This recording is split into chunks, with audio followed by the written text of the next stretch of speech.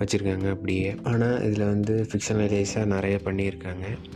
அதை பற்றியும் பார்ப்போம். இதில் வர ஆத்திஃப் கேங்ஸ்டர் பார்த்திங்கன்னா யூபியில் வந்து இவர் பண்ணாத க்ரைமே இல்லை.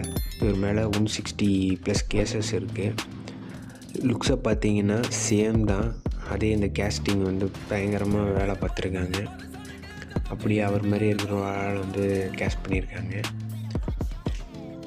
பாகிஸ்தானில் இருந்து வர கன்ஸ் எல்லாம் பஞ்சாப் பார்டர் வழியாக ட்ரோன் மூலமாகவும் இல்லை ரயில்வே மூலமாகவும் ரிசீவ் பண்ணுறேன்னு சொல்லியிருப்பார்.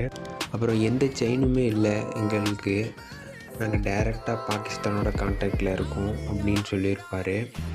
அப்புறம் சேட்லி அவர் பிரதரும் அவரும் லைவ் என்ட்ரி கொடுத்துட்டு இருக்கும் போதும் ஸ்டேட்மெண்ட்டு சொல்லும் போதும் நீங்கள் உன் பையனோட லாஸ்ட்டு ஃபியூனரலுக்கு போகல அப்படின்னு கேட்டோன்னே என்ன கூட்டிகிட்டு போகல அப்படின்னு சொல்லியிருப்பார்.